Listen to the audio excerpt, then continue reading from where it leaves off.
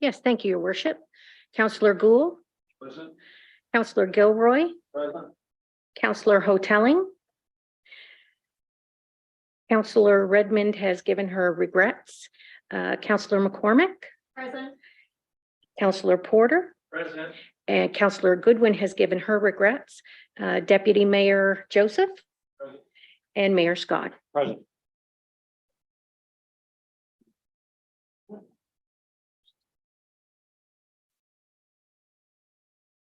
Okay. Okay. Thank you, Shelley. So I'd ask for approval of the agenda. So there's only one item on the agenda today, and it's our grant organization. So if someone would make a motion to approve the agenda presented, please. Moved by Councillor Gilroy, second by Deputy Mayor Joseph. All those in favor say aye. Aye. Contrary-minded, nay. Motion is carried. So that brings us down to 3.1, 2023-2024 grants to organizations. Mr. McCracken is going to lead us on this.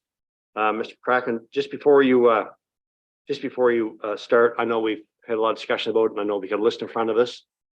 Somewhere along the way, I'm not sure what place we want to put in, but I think you at the last meeting had said that we had just roughly $5,000 left in the program. I'm going to suggest to council that we use that $5,000 to add to the Oxford Arena amount that we have allocated. And I think Councillor Hotelling wants to talk about recreation in Pugwash. So just so you're aware of that, I'm not sure where you want to fit in that in your presentation, but yes, sir. Thank you. Okay. Thank you, Your Worship. So as you know, municipality grants funding to community organizations every year. A number of categories, several categories this year for consideration. We've facilitated 2 meetings with council over the last couple of months and made some recommendations, or council made some recommendations on funding allocations for the 2023-24 fiscal year. The municipality grants in school bursaries, district grants, general grants, which also includes this year we've sort of divvied them up into sort of county-wide organizations, community based organizations, also recommending that we use some of our green space funds or subdivision funds to support some of those applications as well, and our annual grants for a total of $808,350 of recommendations. So there's a recommendation there that council approve the grants to organizations for the 2023-24 fiscal year totaling $808,350 and make public the list of recipients, which is required, and further that council transfer $97,600 from green space reserves to fund the identified grants that meet the criteria in the subdivision funds category. Your Worship.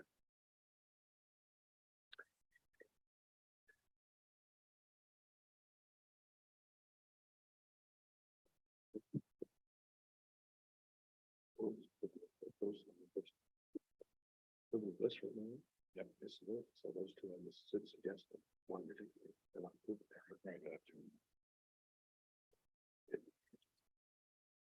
Members of the motion, yeah. I'm sorry. Suggestions. Does it change the values? So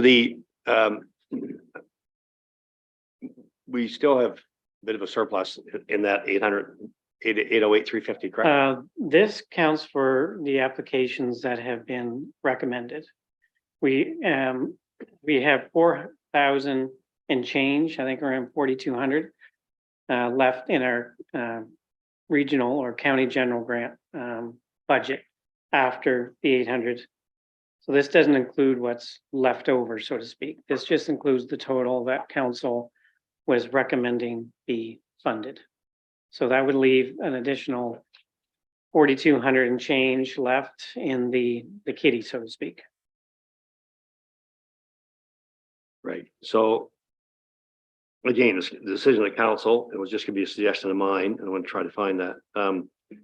So the Oxford Arena Association request had been for 20. We had our last meeting cut it to 10, And my suggestion was for council consideration that we use whatever's left in that surplus. Add to the 10. So you're saying it's 4,000, how much? I would have to check the exact Okay. number, yeah. Which I can do. So we do it all once, way. So his. For the motion, he has 808, 350. It's actually gonna be plus. If we raise my, you're saying should do an amendment? So if you're gonna increase it by whatever it is, $4,000, you have to increase this by $4,000. But he told them, I think it's, He doesn't have the exact. no, I'm saying, it's not additional money we're looking for, it's money that's already in the grant organization that we have to use. And that's what, this is the grants, this is not the budget, budget's already been set. This is the, so if we want to spend an additional 4,000. Have to add it.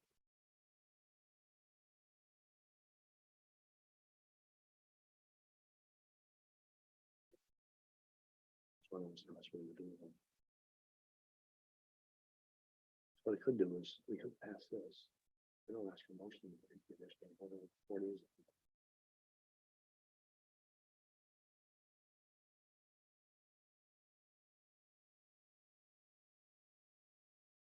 So, you've heard the recommended motion, so just kind of ignore for a second what I just said about the additional $4,000, whatever's left in that in the program. So the recommended motion has been read by Mr. McCracken. The council approved the grants organization for 2023-2024 fiscal year totaling $808,350 to make public a list of recipients, and further that council transfer $97,600 from green space reserves to fund the identified grants that meet the criteria under the subdivision. So someone would like to make that motion, please? Moved by Councillor Gould, seconded by Councillor McCormick. So any questions or comments for Mr. McCracken in regards to that? Councillor O'Talley. We did decide not to give the Pugwash Village money towards the recreation program, but She's not on, yeah. We did not decide to give the Village of Pugwash money towards the recreation program, but we are, as the municipality, doing recreation programming in Pugwash. And the village would like, to work with us through that recreation programming as an alternative if possible. Yes. Yep, thank you. Any other? We'll reach out, yeah. Any other comments or thoughts? Thanks, Councillor Pelling. Any other thoughts or comments in regards to the motion? And then call the question. All those in favor say aye. Aye. Contrary-minded, nay. Motion is carried.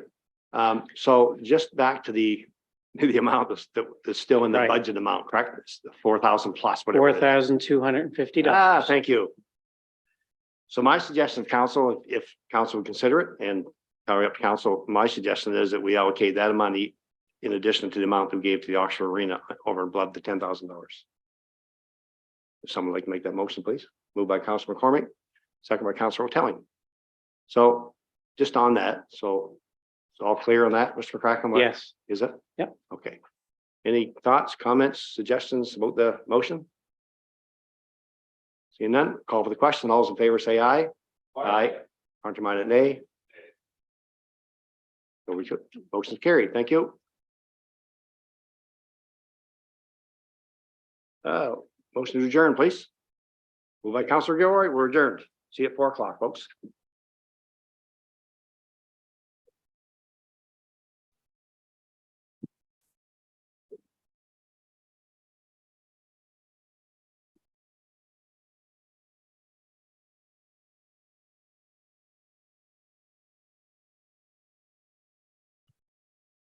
Can you still hear me, Shelley? Awesome. I'll be back.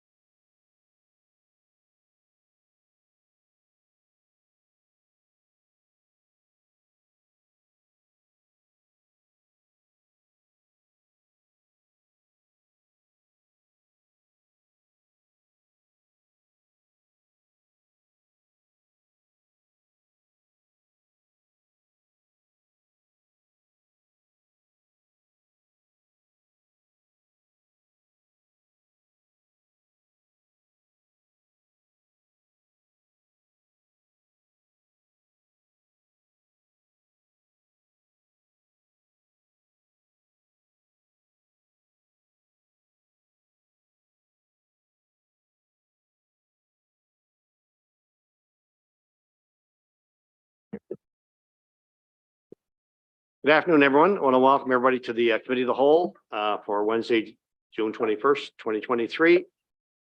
Call a meeting to order. We acknowledge we're in Mi'kmaq, the ancestral and unceded territory of the Mi'kmaq people. Where this is recognized today is a special day in this country. It's National Indigenous Peoples Day. I'm going to read the following proclamation on behalf of Council. Whereas the Municipality of Cumberland is located in Mi'kmaq, the ancestral and unceded territory of Mi'kmaq people. And whereas June commemorates the National Indigenous History Month in Canada as an opportunity to learn and acknowledge the rich history and contributions and resiliency and diversity of Indigenous people across the country.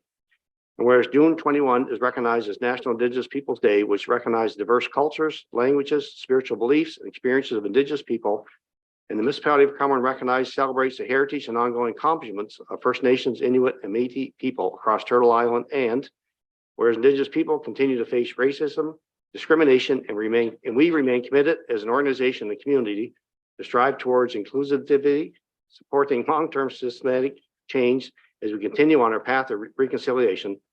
And whereas the Municipality of Cumberland is committed to building meaningful, mutually beneficial relationships with Indigenous communities based on respect and cultural understanding, therefore be resolved that I, Murray Scott, Mayor of the Municipality of Cumberland, do hereby proclaim June as National Indigenous History Month and the date June 21, 2023 is National Indigenous Peoples Day within the Municipality of Cumberland.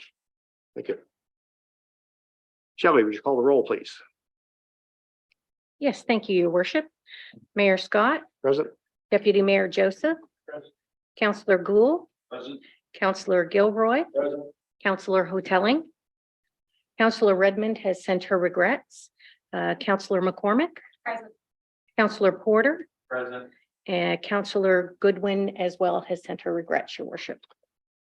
Thank you, Shelley. That brings us down to 2.1, approval of the agenda. So two items on the agenda to be removed, 4.10 and 4.7.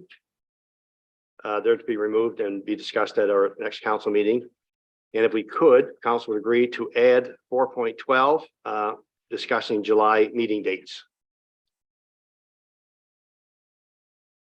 So I'd ask for a motion to approve the agenda as amended, please. Moved by Councillor Gilroy. Seconded by Councillor Hotelling. All those in favor say aye. Contrary-minded nay. Motion is carried. 2.2, approval of minutes. So you would have a copy of the minutes of the May 17th meeting. So the motion is that the minutes of the May 17th, 2023 regular committee of the whole meeting be approved as presented.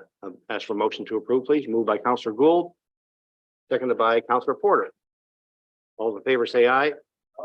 Contrary-minded nay. Motion is carried. That brings us down to 2.3, Business Rising. Mr. Harris is going to review the Business Rising, please. Thank you.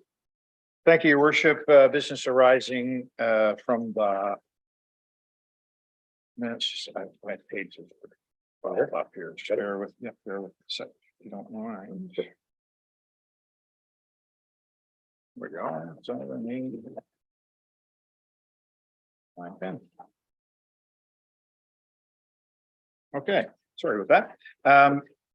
Business arising from the minutes is at pages 12 and 13 in council's package, and as is always the case, we have it separated into a couple of buckets. One is business from the most recent committee of the whole meeting, and the other is ongoing items. So at page 12, which is business arising from last month's committee of the whole, first reading of a land use bylaw amendment, that's complete. There are a couple of those actually, 1 and 2, both Hansford Road and Sutherland's Lake.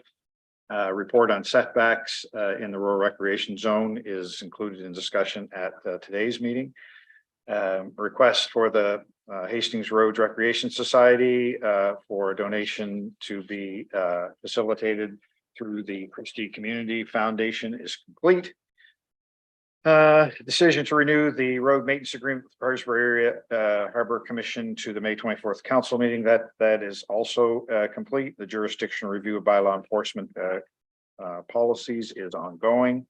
The conversation with Village of Pugwash regarding the request for changes in the boundaries of services. The service extension request is ongoing. And in fact, we have further correspondence on that. And I believe there's an item on the agenda later on in the meeting. So I'll stop there and ask if there are any questions on that section on page 12. Any questions for Mr. Hare regards to his report to this point? Seeing none, your answer. Thank you, your worship. So page 13 is the ongoing action list, and the surplus municipal policy, municipal property policy strategy is ongoing. And I know that Director Boone is in the process of drafting an RFP for consultants to do that work. As well involved with the town of Amherst in discussions about the marketing levy. And I know that there have been some discussions about that, but it's not complete. And the Biggs Drive water issue is on council's agenda today. And so it's marked complete. So I'll again ask your worship if there's any questions on that page. Any questions in regards to Mr. Harrett's report? Seeing none, thank you, sir. That brings us down to 2.4 public hearings presentation. So we have a couple of public hearings, and we also have a presentation. We'll start with the presentation. I want to welcome Mr. Justin McKay, who's going to do a presentation for council in regards to the Afghanistan Memorial. Mr. McKay, welcome, sir. Thank you, your worship and county council.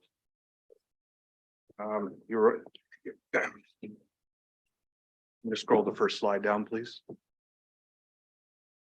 Just identify yourself. Oh, please. For everyone that doesn't know me here, I'm Justin McKay, Sergeant at Arms, Royal Canadian Legion Branch 10 in Amherst. And we've been working in conjunction with the town in putting up an Afghanistan memorial for the Afghan veterans of the county and, well, the whole surrounding area, whether it be New Brunswick or PEI, because there's not many of them around for Afghanistan. So I've been working on it for about a year now, give or take about a year. The PowerPoint that we have here today is just a rough kind of summary of everything, with the first being a rough summary of the war in Afghanistan. From 2006 to 2009, there was 3 major operations, and our regiment, the PPCLI and the RCRs, bore the hardest hit of all of them. I worked with a lot of guys. Can you go to the next slide, please? That were, and oh, can you go one more? Sorry. And we'll go back to that one. Of the 158 on there, I worked with 12 to 15 of them. And I know Deputy Mayor Joseph also worked with a few of them as well in his time. It's important that we recognize what these soldiers did for everyone here and the people of Afghanistan. Because if we don't, then no one's going to remember what they did. Can we go back to the previous slide, please? So this slide here, the slide on the right-hand side will be the part of the monument that faces East Victoria Street. And that's all 158 names of the Canadian soldiers that died. And on the back side, I reached out to 3 Afghanistan veterans to help them have me design this stone, as I wanted input from them, because I did not serve there. All 3 of them sent me the exact same picture on the back there. It's Forward Operating Base MSG. It's hard to tell by those pictures, and you may not be able to see it on your photocopies of PowerPoint, but on the left-hand side, as you look at the stone on the rear, is the Act of Remembrance in French and English. And on the right-hand side of the rear part of the stone is in Flanders Fields in French and English. The big white stone in the middle and the bottom there actually has the Act of Remembrance on it. So that's why we, between the 3 veterans I was consulting on this, we chose to put that up there on that. Can you jump to the next slide again, please? Down. So on that picture of the 158, the first 4 to die were members of the PPCLI. The last person to die in Afghanistan was a PPCLI soldier who happened to be switching spots with Branch 10's president's son, going back into the area when they come back from leave. And if they hadn't have switched spots, it would have been still a PPCLI guy, but a different one. That's how close it came to affecting this county. We were lucky enough that There isn't anyone from Cumberland County on that picture there, but we have a lot of, can you go to the next slide, please? Oh, did I miss a slide? Because it looks like there's one we may have missed. Okay, no, keep. So this is a brief summation of our fundraising efforts so far. The Legion itself has put $9,700 from the Poppy Fund in against the stone for it to be ordered. The stone itself costs $20,000, and we estimate the total project budget to be between $30,000 and $35,000. As excuse me, as you can see up there, we have obtained $12.7 thousand in corporate and private donations. AC Concrete has there's going to be providing all the concrete for the project, and I know on the picture you're given it looks like it's interlocking brick, but it is going to be concrete. Federal funding, I've been fighting this one for 6 months now, and through Veterans Affairs, they are not funding any new projects this year. They're only funding restorations to $10,000. As we know, when the cenotaph was redone last year downtown Amherst, it was $25,000. So, and I've had numerous conversations with the unit manager from Veterans Affairs from Community Partnerships. They are not budging. They will not budge. So they are out at all for funding. They will not give us a dollar. Still waiting to hear from provincial government on what and kind of, if any funding they're going to be able to provide us as well. Can you go to the next slide, please?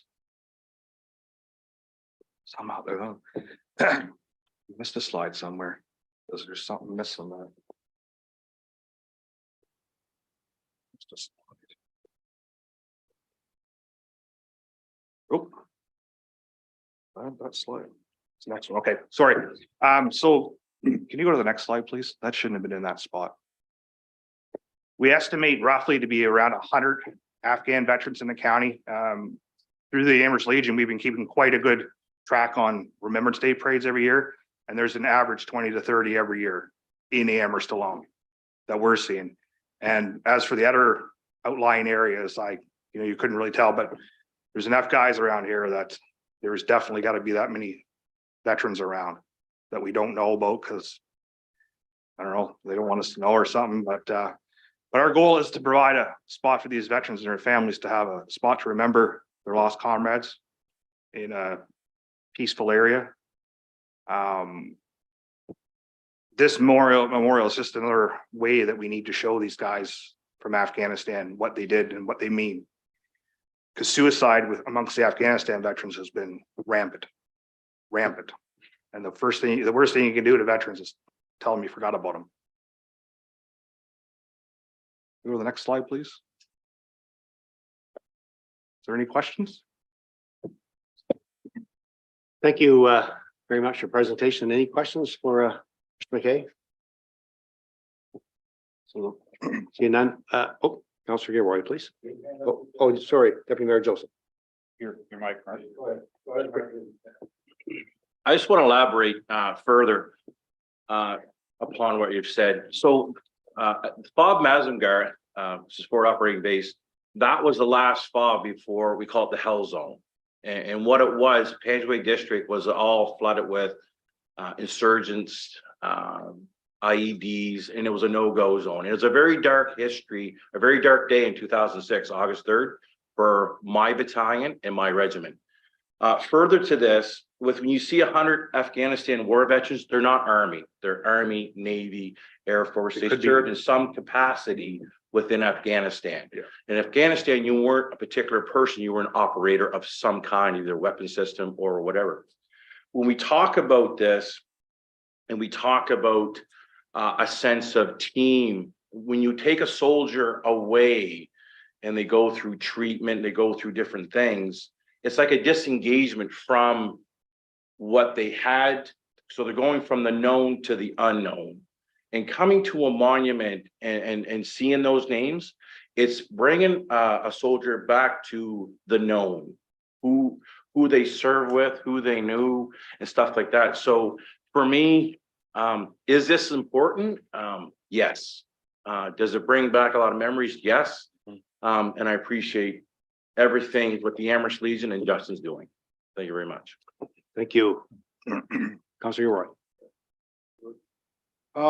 This is going to be in downtown Amherst, adjacent to town hall and that vacant lot that's there now. Yes, Councilor Gilroy.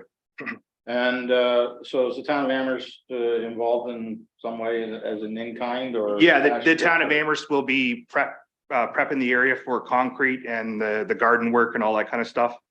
And they're doing all the construction work that's gonna go along with the monument itself, yeah. And then, like I said, Casey's is taking care of the concrete for us. Right, and so you're currently at around 22,400 that you're sort of guaranteed money, is that? Yeah, and I can tell you something else, after the next council meeting next week, how's that? Yeah, that's fine, yeah. So, I'm just trying to get. Yeah, no, yeah. So your max is 35, you're currently at 22.4. Right, and right now with what we have raised, the flagpole and the stone and the other liabilities, those are almost pretty much all paid for. It's like the dedication stone that we have to put out front for all the shareholders, the private and corporate donations. That's the one cost that's not anywhere even included it to be paid for yet. And that was around $2,160 from that stone, and that's from Tingley's in Brookdale. And as well, this whole stone is all coming from Tingley's in Brookdale. Everything that's being done with this is being done as much as we can within the county and keeping it local. Right. What was another question? I hit it just that quick, but the corporate fundraising that you've done so far, is that just sort of in its initial stages now, or is that? That's sort of been going on for about 3 months, and that's been me out pounding on business doors, handing out letters. Okay, so. Very good. I don't recall having one at my office, so I was just curious. Oh, at your office? Yeah. What office? What office is that? I could make one there tomorrow. I'd appreciate that very much. Thank you. There you go. Good deal. Awesome. So that's why I just asked. No, I'll, And if you needed some help in that regard, Yeah. I'm happy to help you out too. So, okay. Okay, I'm done. Thank you very much. So I guess the biggest thing we're asking, sorry, your No, worship, go ahead, please. is just like a community grant towards the project of whatever, the county can do. Any other questions for Justin or comments? Justin, on behalf of council, first of all, thank you for your service. Thanks, your worship. Thank you. And as well, Deputy Mayor Joseph, we truly appreciate all you've done. We appreciate our veterans, various conflicts, various throughout this country has been, it's been amazing what's been done on behalf of our country and other parts of the world. So we really appreciate what you've done.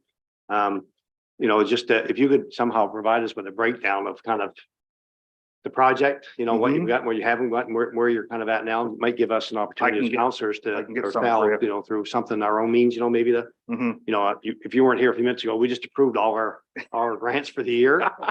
So, but we do have some opportunities ourselves. So maybe you could provide something, Justin, maybe either through Rod or whatever, or Deputy Mayor Joseph or Councilor Gilroy, just so we have an idea kind of where you're short. Yeah, Maybe. yeah, give me a few days. Yeah. I get through graduation next week.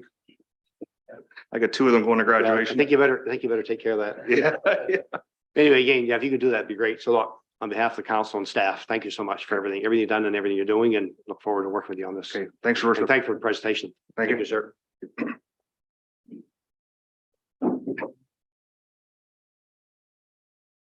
Brings us down to 2.4.2, public hearing, rezoning of Bragg Lumber, Sutherland's Lake. Mr. Boone is going to be leading on that. Before we get to that, public hearing is going to be held as per the provisions of the Municipal Government Act. The purpose of the public hearing is to provide the public with the opportunity to express their views on the proposed amendments before council makes a final decision. The public hearing is now hereby called to order. We'll look for a presentation from Mr. Boone. Please, sir. Thank you, Your Worship. This application was already discussed by Committee of the Whole. The public hearing was duly advertised both on our municipal website as well as in the local weekly paper to meet the commitments under the Municipal Government Act and the planning process.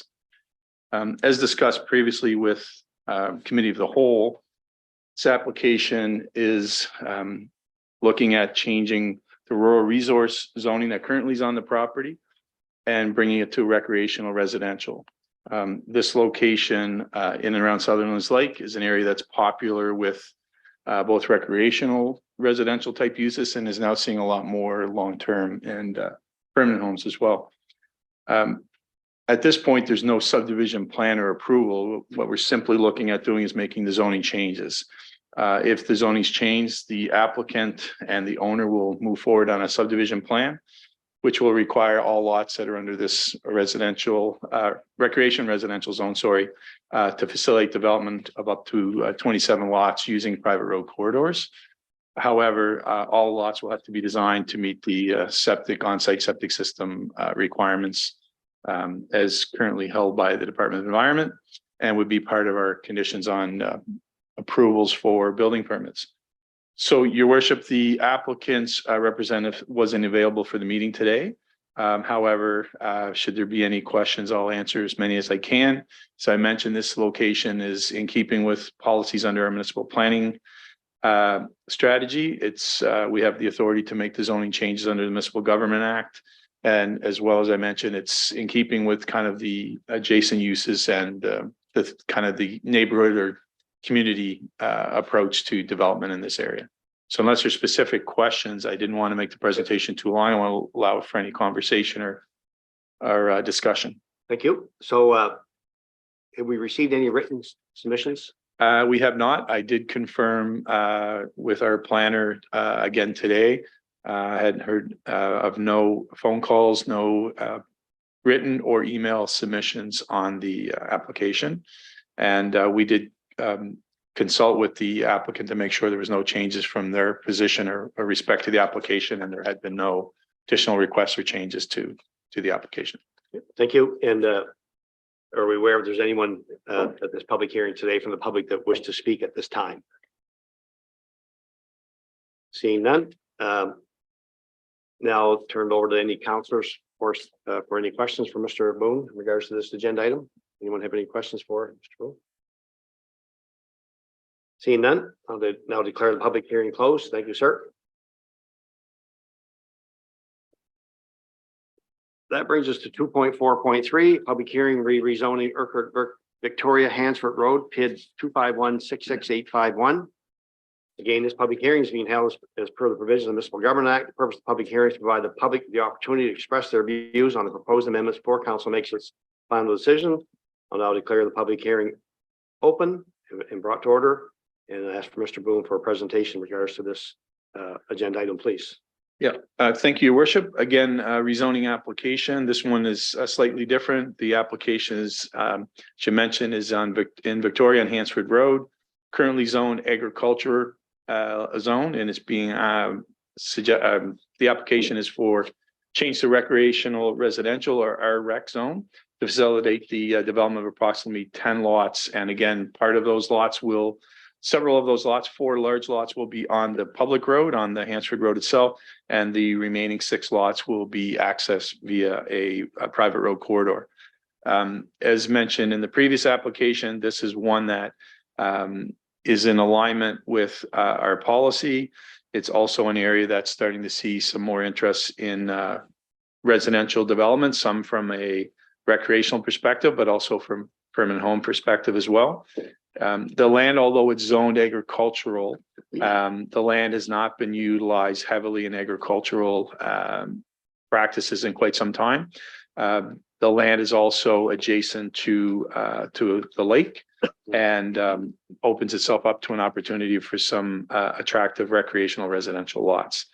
I failed to mention in the last public hearing, but in this one, Your Worship, I have been to the site to see the neighborhood to ensure it's in keeping with policy and the approach to the application. Sorry. So McPherson Lake is the lake that the properties would border on. As mentioned earlier in the former application, this is a similar one where the subdivision has not been fully approved. It would be subject to the rezoning, and the same thing under environmental implications. Any increased septic load would be reviewed through the Department of Environment, doing individual on-site septic designs and approvals for each lot if they come forward. So unless there's specific questions, your worship, I will leave the presentation at that.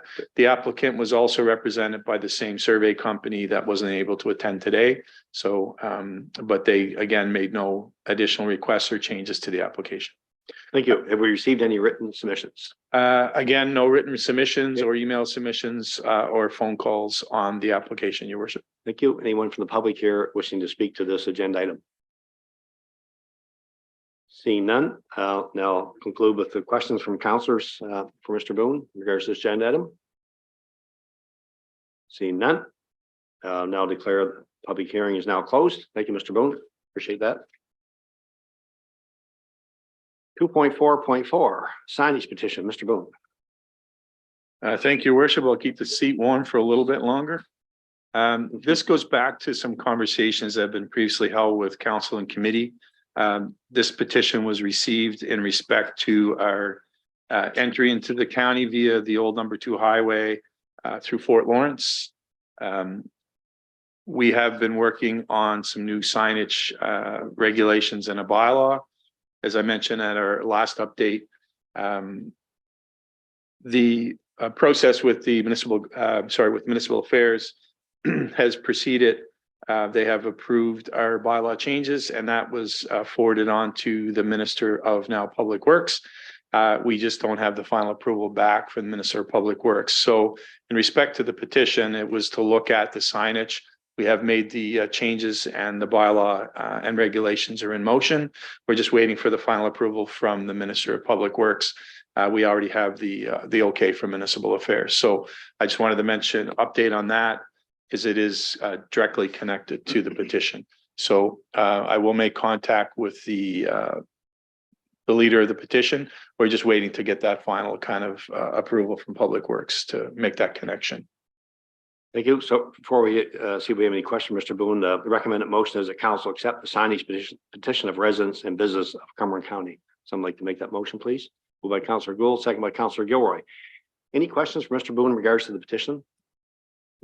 The other thing, Mr. Boone, probably worth noting is when you're talking to them is that council approved in our capital budget some new signage for entrance to the municipality. Yes. Which should be, as we get to that, should be an added attraction for those visiting Cumberland as well. We'll be back to appoint an administrator for the signage, your worship, at some point. I just need an administrator to appoint. Any other questions or comments from Mr. Boone? Mr. Gould, Councillor Gould, sorry, Councillor Gould. Thank you, Your Worship. I just wanted to thank you for your work on this. I know I've heard a lot of concerns over that signage issue over the last couple of years. So it's great to see that we're coming close to an end. So thanks again. Thank you, Councillor Gould. Any other questions or comments? Seeing none, call the question. All those in favor say aye. Contrary minded nay. Motion is carried. Thank you, Mr. Boone. We're down to number 3.1 on our agenda, land use bylaw setbacks. Mr. Boone, I think this is your agenda today. Land use bylaw setbacks, sir, please. Thank you, Your Worship. Again, this is an item that's been discussed previously with council. I don't choose to monopolize the agenda, Your Worship, but that's where we are.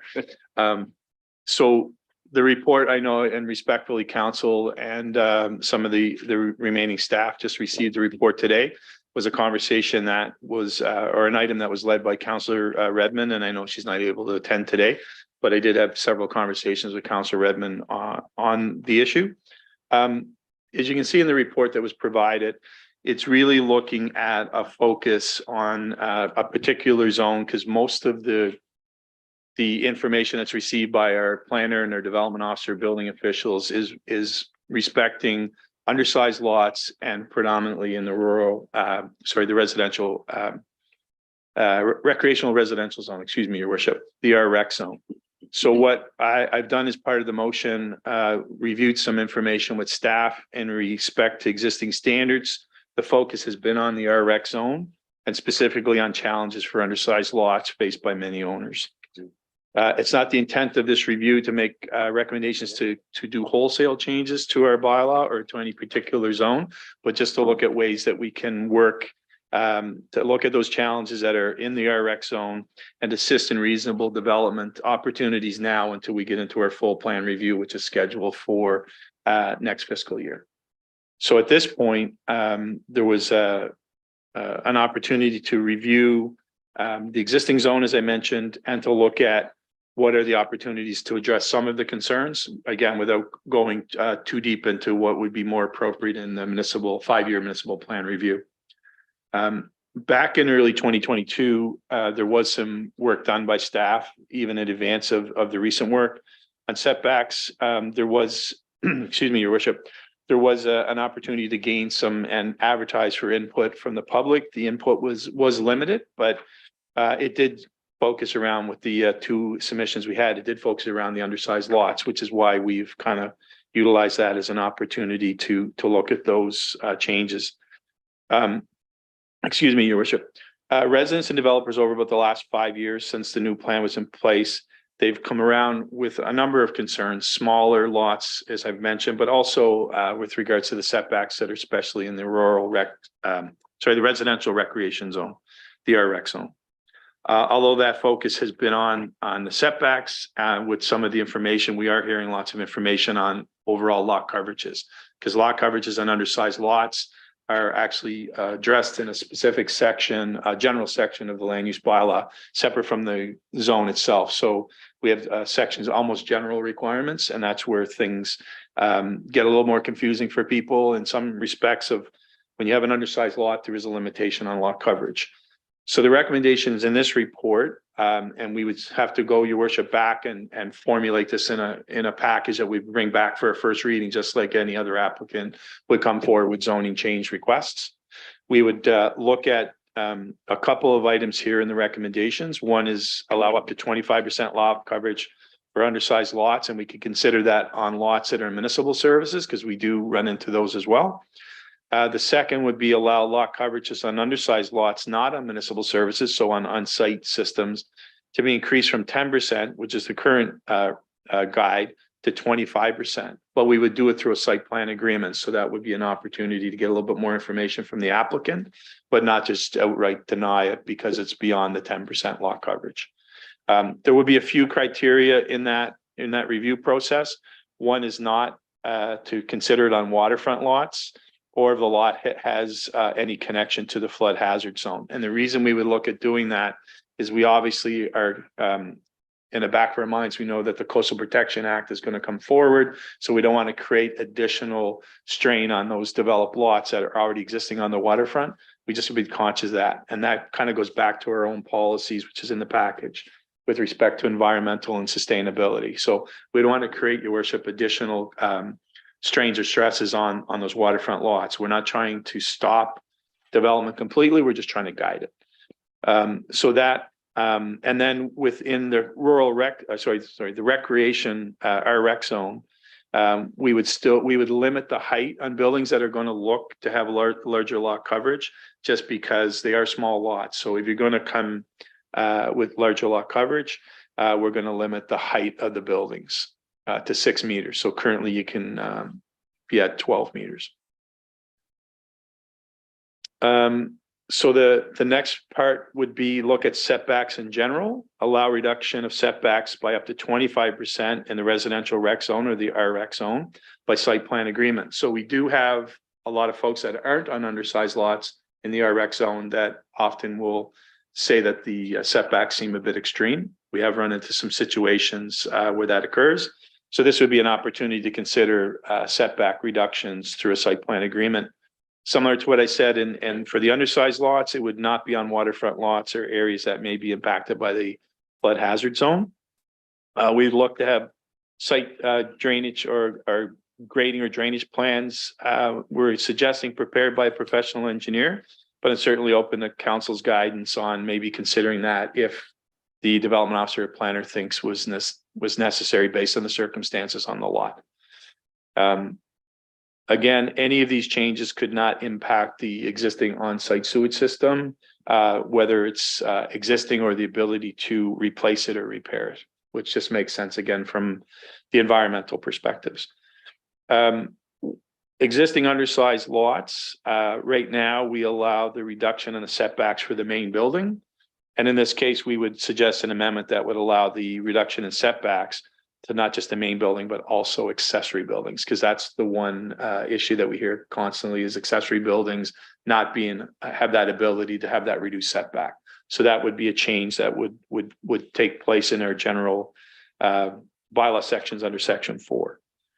And a general comment, which is not specific to just our rec zone, but with the consideration of unsurveyed lots and when we require location certificates. They're required when we're within 2.4 meters of any property boundary. This creates issues in our rec zone, but other zones as well. So I would just like council to consider that we could amend that requirement, which is a general requirement. So when the property boundary would be used as the guide as opposed to the setback. So as long as we're not closer than 2.5 meters of any property boundary, location certificate would not be required. So your worship, I've been kind of monopolizing a little bit on this one. There's a lot of information. The package or the report that was prepared does talk about some of our environmental policies in a little bit more detail for council's information. So again, this would require us to go back to a little bit more work and bring a more formal recommendation, actual amendments to council and go through first reading and the required public hearing. First of all, Mr. Mona, thank you very much for this work. There's a lot of work here and we really appreciate it. And you're not looking for a decision today. You're looking just for council's kind of thoughts or comments. And then you'll come back later. Yeah, come back later with your correct around first reading. Yes. Any questions or comments for Mr. Boone? Councillor Gould, please. Thank you, your worship. Thank you, Mr. Boone, for that. And I'll take Kathy's spot today since this has kind of been one that I've heard a bit about too. And I'm just going to refer to our own cottage lot. We have on our cottage lot, we have 37 cottages and majority of them are on 50 by 100 foot lots. They were developed years ago. There's, I think, 3 lots that do not have cottages on them, but they're 50 by 100 developed at the same time the other ones were. One particular owner asked about being able to put a cottage up.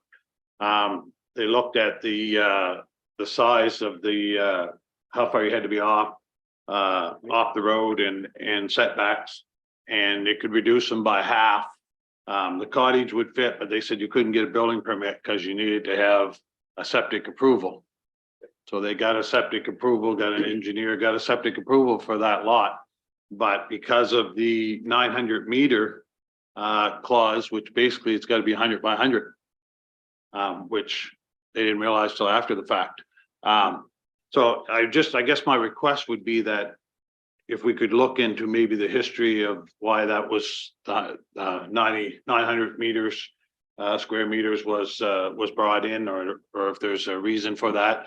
And I'm not looking, like I say, to change the policy. I'm just, these people have lots that were designed for cottage building lots and they can't build a cottage on them. And it's just, they're useless lots. You can't expand because there's a cottage here, there's a cottage there. So just trying to find a way. And like I say, we have 3 at our beach, but I'm sure there's 3 or 4 at every beach along the shore. So, you know, we're talking hundreds of these lots, which people just want to be able to go and spend a night in a little cottage, and the tax dollars that we could generate with that as well, because they're currently paying about $60 for taxes when you could get $700 or $800 per lot. So anyway, just my thoughts, and I'm kind of curious what the reasoning on the 900 meters, or if that's something we could look at, possibly make an exception to for people in them situations. Thank you. Boone, any response? Your worship, back to Councillor Gould. That requirement is under our general section 4.4.2, not to be quoting a verse here, but that's a section where the 900 square meters it was a change that was brought in. My understanding, but I'll do some additional research. My understanding at the time, it's just under 10,000 square feet. So what it was trying to do is folks that had 2 vacant lots together was an opportunity for them to still look going forward on a development. Again, it's always subject to the design of the on-site system. So the septic system, I do know there's a lot of technology out there using the slope and sand filters. Councillor Gilroy is obviously aware of those in his work. So we can take a look at that as part of the review if that's council's wish for sure. But I'll get additional information on how the 900 square meters on those undersized lots was set as the standard for development to go forward. It does go back to some of the environmental things I mentioned earlier as well, Councillor. So Thank you. Counselor Gould? Yep, no, I appreciate that. Thank you. Thank you. Thanks, Boone. Any other questions or comments, for Mr. Boone? Seeing none, thank you, sir. I guess you're off the hook now. 3.2, low income tax exemption policy. Ms. Hurdle, our Director of Finance, please.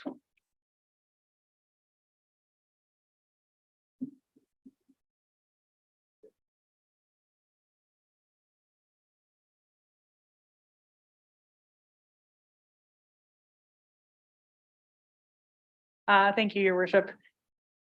So this is a policy that comes back to council every year to get reaffirmed.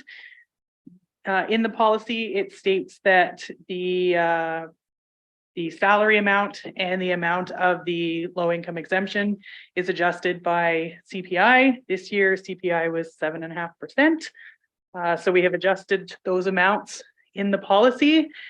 And other than that, that's the biggest change. We have estimated the impact on the budget will be about 218,000, and that was included in the budget that you approved a few weeks ago. So yeah, those are the changes we're recommending to the policy. Thank you. So the recommended motion is that the approval of the low income tax exemption policy be unchanged, and that the income cutoff and exemption amounts be increased by the change in CPI of Nova Scotia, 7.5% to 34,400 and $505 be forwarded to the June 28, 2023 council meeting. Someone like to make that motion? Deputy Mayor Joseph, second by Councillor McCormick. Any questions or comments for Ms. Hurdle? Seeing none, call the question. All those in favor say aye. Contrary-minded, nay. Motion is carried. Thank you. 3.3, tax reduction exemption policy. Ms. Hurdle again, please. Thank you. So this is a similar situation, a policy that gets reviewed every year. This is the tax reduction and exemption policy, asking that to be forwarded to the council meeting on June 28th as well. The changes to this one, primarily it's the same other than updating dates and whatnot, except there was one addition to it that we did receive an application from the Tidnish Crossroads Community Association. There are other properties on the list. This is a new property that they purchased. And so that has been added to the list. I just wanted to draw your attention to that. Your president? Your president? Yeah. You should probably declare conflict. Yeah. Just declare conflict. Yeah. Councillor Gilroy, you had something you want to say? Thank you. So Councillor Gilroy, you can declare conflict and he excused himself from this. Great. Thank you. You don't have to leave the room. No, just, yeah. So the recommended motion is that council forward approval of the amendments to the tax reduction exemption policy to the June 28, 2023 council meeting. I'd like to make the motion, please. Moved by Councillor Gould, second by Councillor O'Telling. Any questions or comments for Ms. Hurdle in regards to this agenda item? Seeing none, we'll call for the question. All those in favor say aye. Mark-minded nay. Motion is carried. Thank you. Thank you, Ms. Hurdle. Excuse me. Brings us down to our business issues. 4.1 Cobequid Fund Tones Christie Foundation, Smith Foundation. Mr. McCracken, I believe is going to speak to this.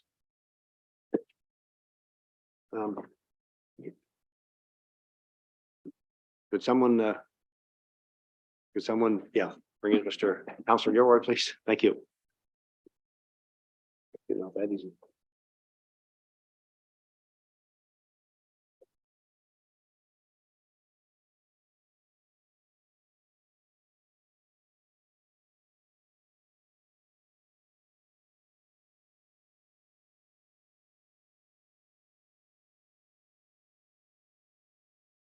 McCracken. Thank you, Worship. A request was received from the Cobequid Fund Tones for the municipality to receive money on their behalf from the Christie Community Foundation.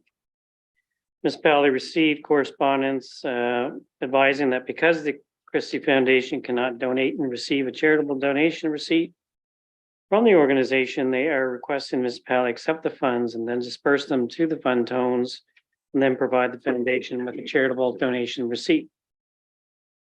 The funding will be used to assist, if they're granted the funding, it'll be used to assist the organization with registration fees and professional coaching sessions. And there's a recommended motion in your package. Thank you, sir. So the recommended motion is that the request by the Cobequid Fund Tones for the municipality to receive up to $5,000 from the Christie Community Foundation. If approved by the foundation, and disperse these funds to the Cobequid Fund Tones to assist with the cost for registration fees and professional coaching session expenses, be forward to the June 28, 2023 regular council meeting for consideration. Somebody make that motion, please. Moved by Councillor O'Telling, second by Deputy Mayor Joseph. Any questions or comments in regards to that agenda item? Councillor Gould. Thank you, Your Worship. Yeah, just kind of, I guess, for clarification. So these aren't approved yet. Is this going to be something that we're going to have at all our meetings now? Just to apply now, we have to have approval that we would accept it beforehand? Is that how that's going to work? The way the process works now is that the foundation's asking from the municipality, you know, that we will accept the money before they approve, what you said, Yeah. before they actually approve the funding. In this case, because the applications haven't been approved yet. So they do that to assure that, you know, they're not receiving and administering grant applications that they won't be able to approve because the organization won't be able to accept the money and provide a tax donation receipt. I know the foundation is currently finalizing a couple of rounds of application reviews, so we recognize that it's administratively we want to make it more efficient on our end administratively, and we're going to request to meet with the foundation to see if we can come up with a more efficient process that benefits both parties, but that may hopefully, result in not having to have each single application come to council for this type of approval. But we'll have those conversations in the very near future with the foundation. Thank you. Yeah. Councillor Gould. Thank you. Yeah, because previously they've given the grant that we had to approve that we were going to receive it and pass it on. So this is just going the other way around the circle. Correct. But yeah. Okay. Thank you. Thank you, Councillor Gould. Mr. Hare, you had- Yep, thank you, Your Worship. Just to that point, and to add to what Peter mentioned and the Council Gould's concern, what we believe is that the foundation has 3 intakes a year, and we're just trying to line up our approval and intake process to dovetail with that, so that we don't have this back and forth that's kind of arisen over the last few months. These have been kind of ad hoc, so we're trying to have a process that fits with their process and ours, so we don't have one of these or 2 of these on the agenda every month. It seems to be awkward, to be honest, and unwieldy, or however you want to say that. So thank you. Any other questions or comments from Mr. McCracken? Seeing none? Call with question. All those in favor say aye. Contrary minded, nay. Motion is carried. Thank you. 4.2 Meadow Park Recreation Group, Christie Smith Foundation, Mr. McCracken. So similar request from the Meadow Park Recreation Group to the municipality to receive money on behalf of the Christie Foundation. In this case, the funding, if approved by the Christie Foundation, up to $15,000 they've requested will be used to assist the organization with costs of a new play structure, basketball net, hockey nets, benches, and picnic tables. And there's recommended motion in your package. Thank you. So the recommended motion is that the request by the Meadow Park Recreation Group from municipality to receive up to $15,000 from the Christie Community Foundation, if approved by the foundation, and disperse those funds to the Meadow Park Recreation Group to assist with the cost for the revamping of their playground before to the June 28, 2023 regular council meeting for consideration. Someone like to make that motion, please. Moved by Councillor Gould, second by Councillor Gilroy. Any questions or comments, Mr. McCracken? Seeing none, call the question. All those in favor say aye. Aye. On contrary minded, nay. Motion is carried. Thank you, sir. 4.3 Spring Hill Water Meter Contract Award. Mr. Wackress, Director of Public Works, please.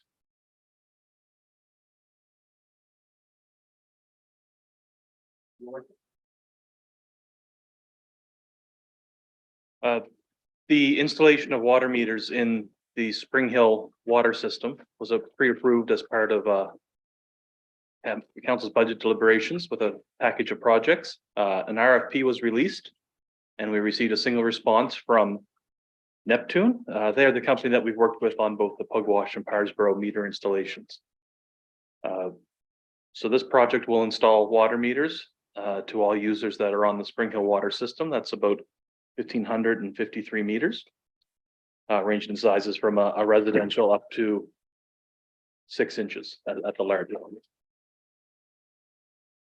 The budget for this project was $1,200,000, including non-recoverable HST, and the bid from Neptune to install these meters was $1,024,660.92, which brings us under budget for this project.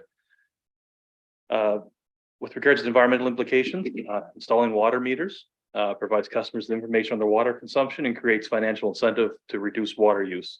Reduction in water consumption is the amount of source water withdrawn and the electricity to operate the treatment plant, as well as chemicals used. So there's some environmental benefit to supplying these users, as well as the financial incentives. As this project goes forward, the affected users in Spring Hill will be engaged by Neptune directly with letters that they'll be co-created with the municipality, and they'll be given several opportunities to either call into a call center to book an appointment or log in online to book appointments. And again, this is a similar process we used the meter installs in Parsboro and Pugwash, which worked well. And since it was a much larger scale than those two projects, but I'm confident that same can be applied to this project. The motion before you is to for the award of this to the next regular council session for formal award. Thank you, sir. So the recommended motion is that council forward to the June 28th council session, a motion to award RFP MCC supply and installation of water meters, Spring Hill, Nova Scotia, to Neptune Technology Group Canada Company for a value of $1,024,667.92, including non-recoverable HST. If someone would like to make that motion, please. Moved by Deputy Mayor Joseph, second by Councillor Porter. All those in favor say, oh, sorry, any questions or comments? Too quick to do that. Any questions or comments for Mr. Walcrest in regards to this agenda item? Deputy Mayor Joseph, please. Thank you, Worship. I think I'm probably getting ahead of the game here, but once this is awarded, when do you foresee everything starting? Worship. Mr. Walcrest, please. We expect it to be mid to late fall and over a number of weeks and months throughout the fall and into the winter. We're advocating that it gets done sooner than later, and when we award the contract, we'll finalize the schedule with the contractor to make sure it aligns with the actual award dates. And sounds good. Thank you, Worship. Yeah. Thank you, Mr. Walker. Any other questions for councilors? Mr. Walcrest? Yeah. Yeah, the hope is, thank you. The hope is to begin to use the meter data for the water supplied from April 1st, 2024. That's the plan. Any other questions or comments? Seeing none, call the question. All those in favor say aye. Contrary-minded, nay. Motion is carried. Thank you, sir. 4.4, appointment of building officials. Mr. Boone, Director of Development Planning. Guess you're back.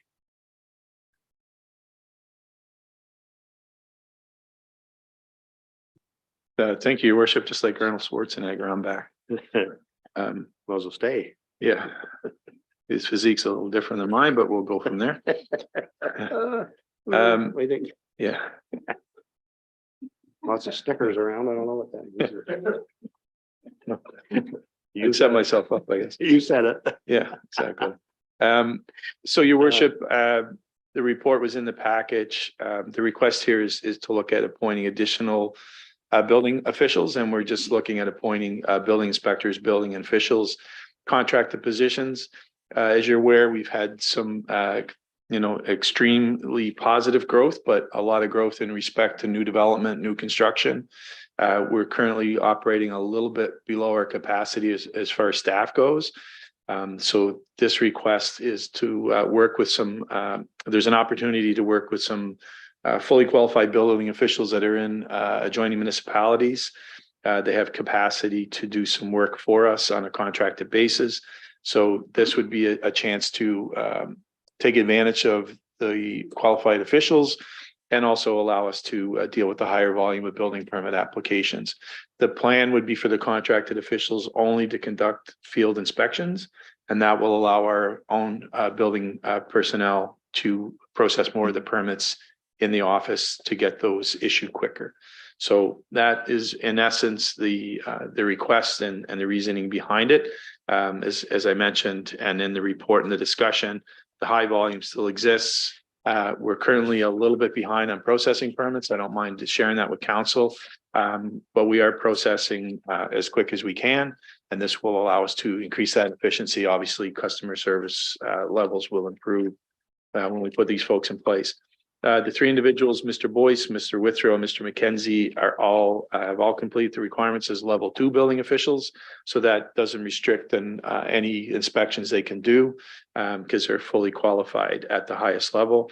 They all have the knowledge and experience to conduct this and provide us the required service. So, Your Worship, unless there's particular questions, this will actually go to council for the appointments. So just the committee today to review. I'll leave that to. So the recommended motion will be forward to the June 28th council meeting. So the recommended motion is that council forward to the June 28th regular council meeting, the appointment of building officials for the Municipality of Cumberland, for the County of Cumberland, Mr. Pat Boyce, Mr. Mike McKenzie, Mr. Avery Withrow. Someone like to make that motion, please? Moved by Councillor Towing, second by Councillor Gould. Any questions for Mr. I have a comment if there are no questions. Yeah, please. Yeah. Just for council's information, the appointment is a statutory one, and so we're working on a contract with these three individuals in terms of their services, and so their services will be pursuant to that contract. This appointment that we're recommending to council is a statutory one, so it's not the engagement of them; it's their appointment to give them the authority under the act. Correct. To actually issue, process, and issue documents, and so we're working on. There would be contracts with all three, so. And they won't be working until those contracts are complete. So correct. Thank you. So that a question for you was going to be around. So we've heard some concerns from contractors, developers about some of the far reaching areas and the timelines in regards to them, sometimes just because of the geography of Cumberland. Will that help us in any way in that regard, do you think? Mr. Boone? Yes, Your Worship. The idea would be that we would have the contracted building officials would be available to us on Mondays and Fridays, and that we would plan their routing in advance.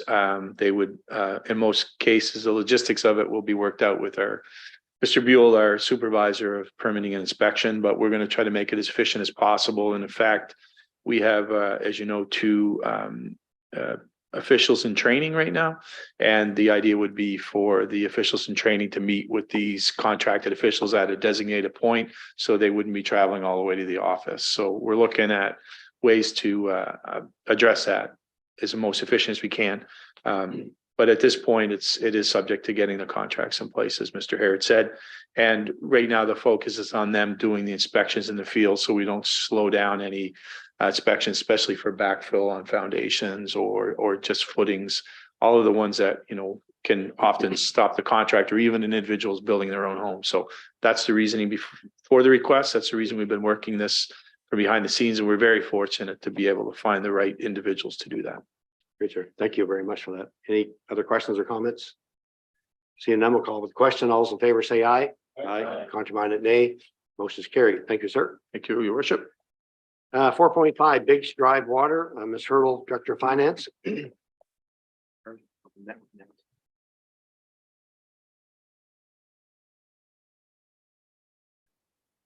Thank you, Your Worship. Thank you.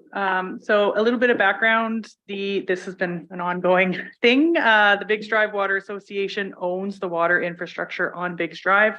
The municipality manages the operations and maintenance of this water system and collects the rates from these residents. The current rates that are in place have not been enough to cover the costs over the last few years. Staff have been in discussions with the Biggs Drive residents to come to an agreement on rates going forward and the historical costs incurred by the municipality. A tentative agreement on rates has been reached, subject to the approval of council. It includes adjusting the old cost to eliminate the deficit. Obviously, the elimination of the historical deficit would be an expense to the municipality, and then the rates going forward would be increased. And so I would be looking to have the motions in the package forwarded to the council meeting for approval. Thank you. So there's two recommended motions. The first one is that council forward a motion to adjust $24,919.34 to eliminate the historical deficit at March 31st, 2023 from Biggs Drive Water Association to the June 28th, 2023 council meeting. So that's for motion in that regard, please. Moved by Councillor Gould, second by Councillor Gilroy. Any questions or comments from Ms. Hurdle in that regard? Seeing none, call with question. All those in favor say aye. Aren't reminded nay.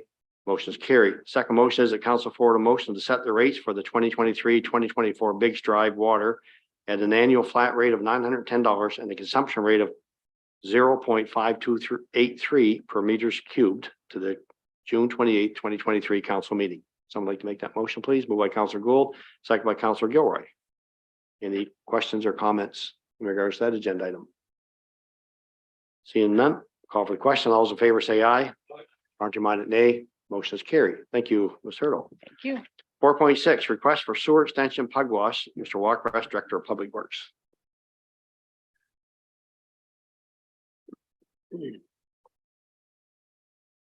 Thank you, Your Worship. At a previous meeting, council received requests from the Pugwash Village Commission for expansion of the Pugwash sewer system to outlying areas.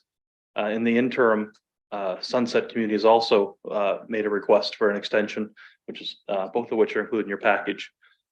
So after the previous meeting, I started doing some work on the village's request, reaching out to their clerk to clarify their the areas they had specific interests in. And their response to that is included here in this memo, but it boiled down to they would like to see centralized sewer extended to all the areas that have service from the Cumberland Water Utility. Currently, the wastewater system in Pugwash is kind of confined to the downtown area of Pugwash, so it doesn't cross the Palmerston Bridge to head towards Amherst along Route 6. Doesn't cross the Tides Mill Bridge just past Cheryl's Bakery, and it also stops at the top of Church Street right around the hospital. So the extension requested by the commission would to follow the routes would take it across the Palmerston Bridge, out along Route 6 down the Murray Road through Pleasure Cove. It would also extend past the hospital up the Gulf Shore Road and then the Pugwash Point Road, and across the Tides Mill Bridge up to the fire department, and as well down Crowley Road to the Sunset residential community. That would be the full request from the Village Commission. The Sunset is more specifically interested in the expansion across the Tides Mill Bridge towards their facility on Sunset Lane, as well as some development projects they have planned for near where the Legion is, but around the Legion and the fire department. All of these would be large projects, and it's continuing on with council's direction. We'll be exploring the costs to install this infrastructure. We're basing those estimates on our quota prices we have for this year's capital work. We'll send letters to both Sunset and the Village Commission acknowledging receipt of their request and let them know that council has directed us to do some ongoing work getting these estimates ready to bring forward for their considerations. So that was just a quick update. There's no decision for you folks tonight, but we're seen to be in the zeitgeist. We want to provide council with an update on previous direction, as well as how the new requests factor into it. Happy to take any questions, Your Worship. Thank you. Any questions for Mr. Walkrest? Seeing none, so we'll look forward to further information. Eric, you on what the financial part? I'm wondering if the next steps. It's just in terms of the next steps with you know, to this point, there was interest. We knew there was interest from folks at Sunset. We knew that. Then we received a letter from the Village Commission. We wanted to verify the boundaries of that interest, if that's the best way to say that, before we talked about the magnitude and approximate rough cost of the project. And number of properties that are potential customers to be able to come back and speak intelligently to council about what the cost of the property might be. And so that's the next. Any other questions, Mr. Walkrest? Councilor Telling. Timeline for when you might have those options and costs. Walkrest? I would propose the September committee of the whole meeting, knowing that we're going to be going into a break in August and the capital work that's ongoing right now, but that should give sufficient time to make sure we have good consideration to the requests. Thank you. Thank you, Councilor Telling. Any other questions? Seeing none, thank you, Mr. Walkrest. Appreciate your update, sir. Welcome. That brings us down to, so 4.7 has been taken off the agenda. 4.8. Request for Indigenous Education Awareness, Councilor Telling. Thank you, Your Worship. As council is gathering on National Indigenous Peoples Day and acknowledging the following Truth and Reconciliation Commission's call to action, number 57, we call upon federal, provincial, territorial, and municipal governments to provide education to public servants on the history of Aboriginal peoples, including the history and legacy of residential schools, the United Nations Declaration on the Rights of Indigenous Peoples, treaties and Aboriginal rights, Indigenous law, and Aboriginal Crown relations. This will require skill-based training in intercultural competency, conflict resolution, human rights, and anti-racism. So I'd like to make the motion that staff be directed to contact a service provider and request educational training, information sessions for staff and council on Indigenous cultural awareness. For the motion by Councilor O'Telling, for a seconder, please.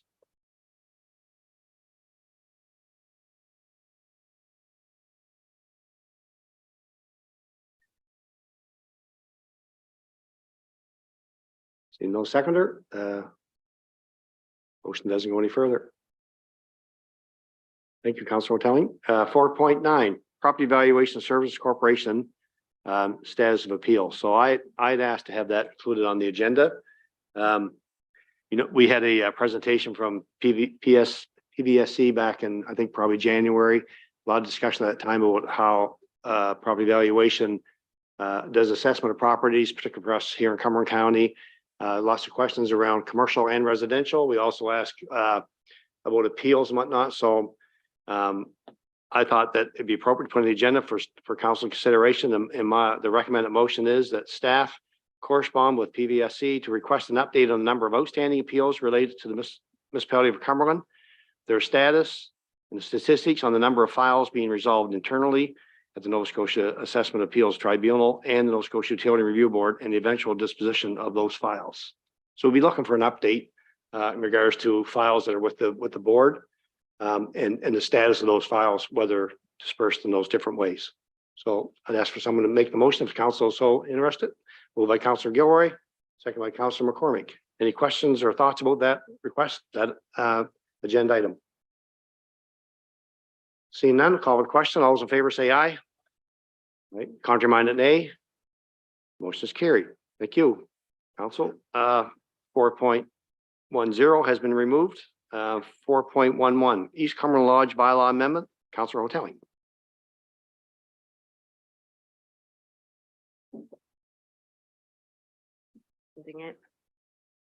Thank you. The current bylaws of Cumberland Senior Care Corporation provided that the annual meeting of the corporation shall be held on the third Thursday in May of each year.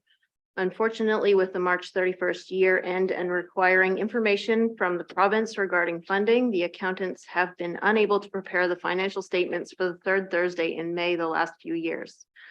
To address this situation, the members of Cumberland Senior Care Corporation passed the following resolution. Be it resolved that the meeting is declared to be duly called meeting of the corporation. Section 5.1 of the bylaws be repealed and restated as follows. 5.1, the annual meeting of the corporation shall be held within 3 months of receiving the financial statements from the accountants.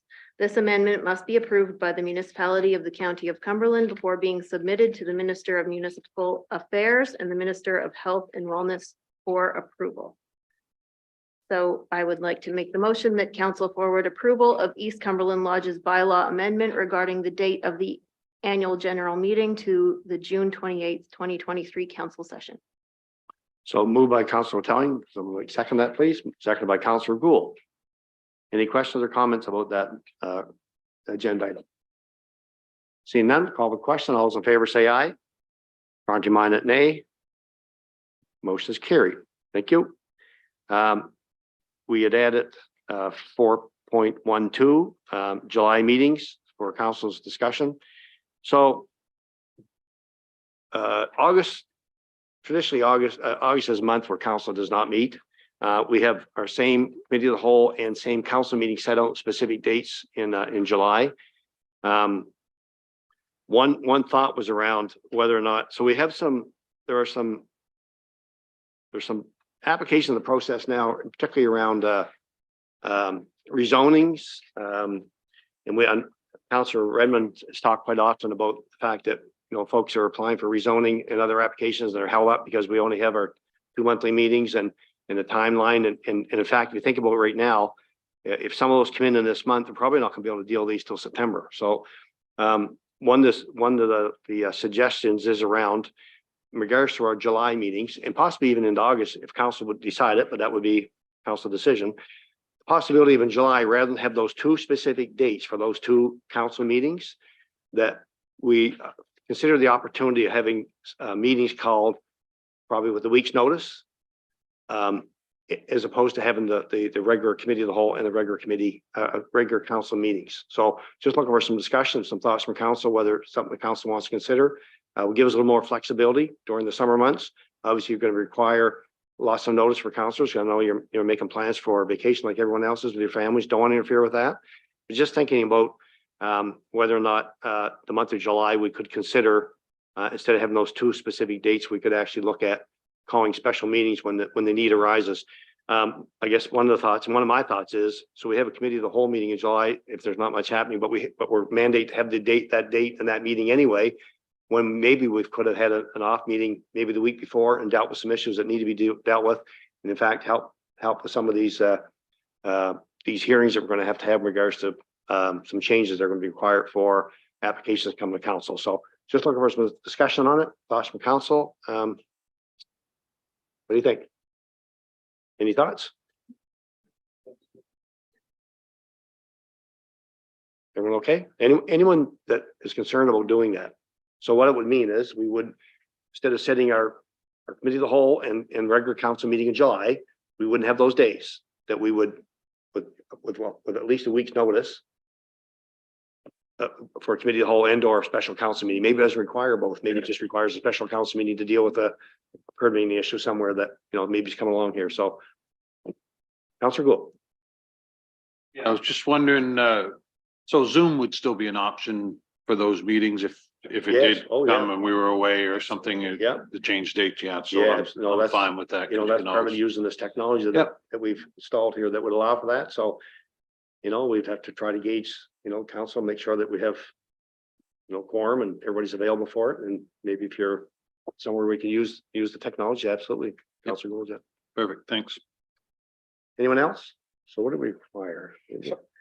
Yes, thank you, Your Worship. So, and what we'll do with council's, with that discussion, we'll draft a motion for the council meeting weekends and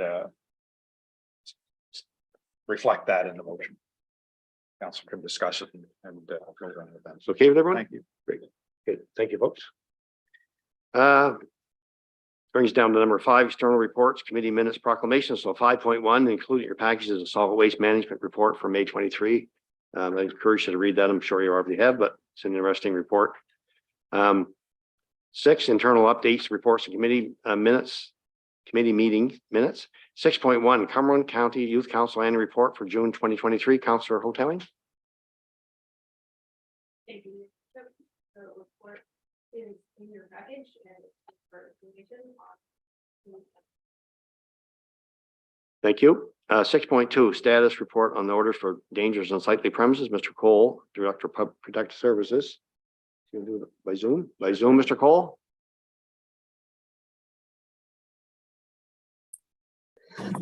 Thank you, your worship. Uh, Can you hear me, Shelley? Just one second. Okay. Thank you, your worship. Yeah.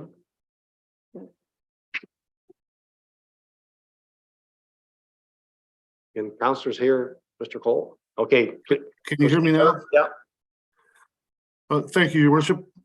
This is a report that's required under the Municipal Government Act, section 345, which requires that twice per year, the administrator of dangerous or unsightly premises table a public report to council describing the status of dangerous or unsightly property orders. There's a list of, now this is a list of orders made this year. There are two types of orders: cleanup orders and demolition orders.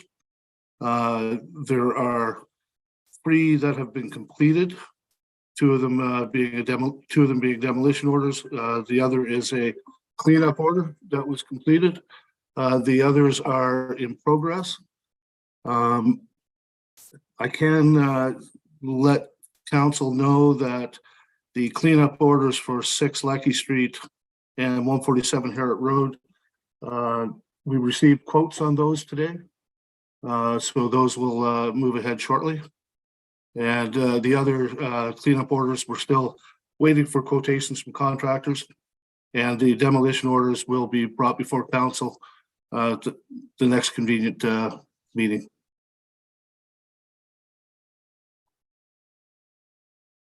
Yes, sir. And, if there are any questions, we're happy to answer them.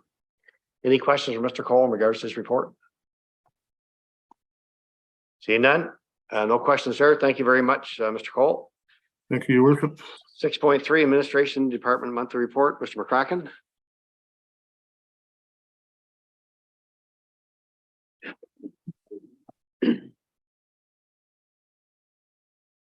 Thank you, worship. Come on, yep. So just some updates in terms of all hands on deck, some of the implementation there.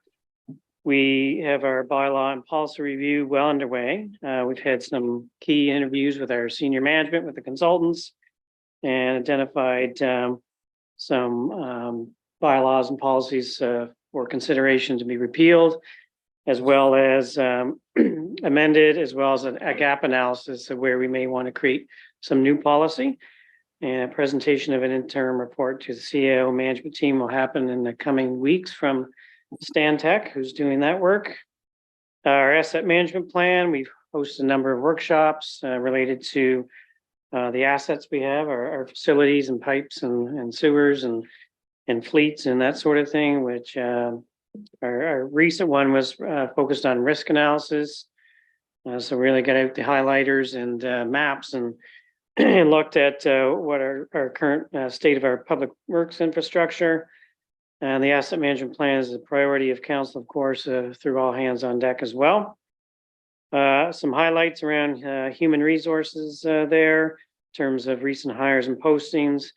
And we expect a draft of our new personnel handbook in the next little while as well, which is a significant undertaking and well due, and something that's going to provide staff a lot of clarity in terms of human resource policy and practice. Exciting news in terms of communications. We'll call it our first of our new newsletter has been released, and yeah, I think you have a copy that you've seen. Thank you to Daryl for his work on that, our communications officer. Approximately 9,000 copies have been printed and distributed through the flyers, and we have some at our service centers in the Pugwash Library as well.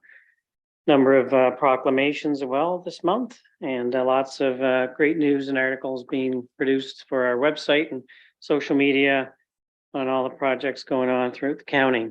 Also included some social media highlights there. We have a number of Facebook pages as well as an Instagram account. Information technology continues to be hopping for our help desk support coordinator. 120 requests. So if I were to draw a graph, it'd be going up to the right on a monthly basis. Lots of setup of summer students, of course, and troubleshooting internet issues and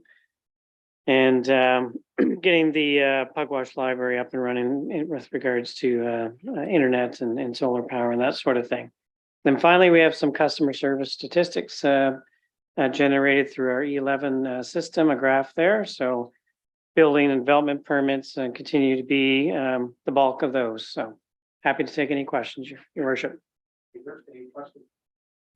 Any questions from Mr. McCracken in regards to his report? Councilor McCormick.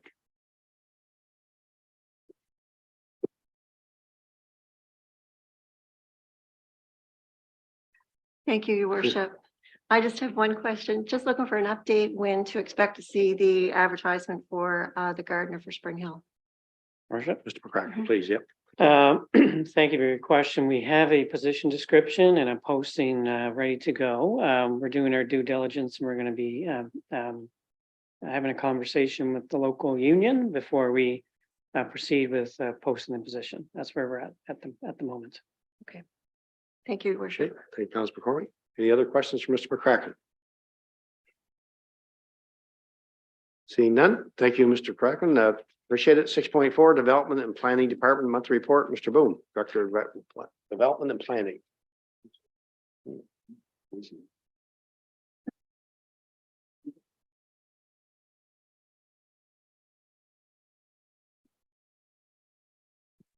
Thank you, Your Worship. The monthly report for the Development Planning Department is in your packages. Some quick highlights. We're continuing to work closely with Priority Community Planning and Consultant to help us through our support and the planning process and getting our reports done for rezonings and development agreements. There is one rezoning that we will be discussing first reading for council next week. We have received recently a number of additional rezoning applications, and we're working forward on 2 development agreement applications, which we'd be looking at bringing maybe to council in July. Those both the wind turbine applications as information. We continue with the training with our 2 staff members that are working towards their qualification as building officials. They've successfully completed another course since our last update in May. And they're working forward on one remaining course in September that will put them in position to be residential inspectors, which is probably our supervisor, David Buell, indicates that's probably 80% to maybe 90% of our inspections. So that will be very helpful in making sure that we get to that level of customer service that, you know, our community one thing deserves, but also has an expectation that we get timely inspections done and processing of permits.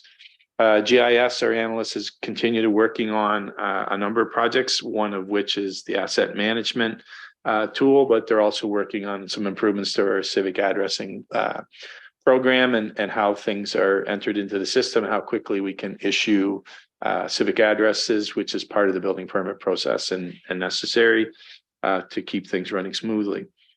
We are still in the process of working towards hiring a community planner and economic development officer. I would like to have those positions filled as quick as we can. There's a number of projects I think I could move forward with those positions filled and make some progress on some key projects. The UARB hearing on municipal council size and district boundaries was held May 15th. Both the clerk and our planner dealt with the presentation that was made to the UARB, and everything was well received. They asked for only some additional information on population data that was provided, and I believe the clerk's now received confirmation that that's been closed off, and UARB, excuse me, is satisfied with our process and how that went forward. I do know that some folks have been down Parsborough Way and have had a chance to see the progress on the playground. It's coming along quite nicely. Daryl's been down, our communications manager, to keep us up to date on pictures, and Steve Ferguson, working with the various consulting groups and the contractors, kept the park, both design and the playground construction on time, and right now still on budget. One thing I will mention is that we have had engagement with our First Nations partners at KMK in respect to some components that will happen in the final design of the park. I think that's important to note, especially today with National Indigenous Peoples Day. The work on the broadband internet continues forward. We are pushing for a more detailed update that can be shared with the public at council's direction previously. The work with the Research Advisory Committee for the Geothermal Project, we held a one-day workshop back in May. That was held at the Nova Scotia Community College. A number of members of council attended. I think it was very well received. The information was actually first class. So we'll continue to work that project through. It's a one-year commitment with the coordinator in place. Continuing on the vein of energy and sustainability, we're working forward on 2 applications for the Low Carbon Communities Fund program. The first is to work on an update to our community energy and emissions program, our plan, so we get that more up to date. So that puts us in better position to apply for other funding that should come through provincial and maybe even some federal programs. So that application will be submitted next week. We have already submitted the expression of interest, which is part of the process with the program, and the department leading that's Department of Natural Resources, and they've already asked us to move forward to the application stage. Second application we're working on is a joint one actually with the town of Truro, and moving forward on a study with respect to our solar PV utility scale energy project. And that's been something that we're working forward through, again, through the Low Carbon Communities program. Obviously, the town of Truro has limited land to do a large project like that, but they still have to come forward with programs and projects that will help them reduce their carbon footprint. This is an opportunity for them to utilize some of their funding and as well as ours to move forward on that project. More to come on that as these applications proceed. You also have your information in the package on subdivision data as well as building permits. As I mentioned in an earlier presentation around the building permits and the additional building inspection contracted building officials, that will help us to continue to improve the service levels there. So unless there's particular questions, Your Worship, I think I've said enough today. Thank you, Mr. Boone. Any questions or comments from Mr. Boone in regards to his report? Seeing none, look, Mr. Boone, thank you so much. A lot of work being done there, a lot of exciting stuff around renewables. We appreciate it very much. And thank you, sir. 6.5 Finance Department Monthly Report. Ms. Hurdle, Director of Finance, please.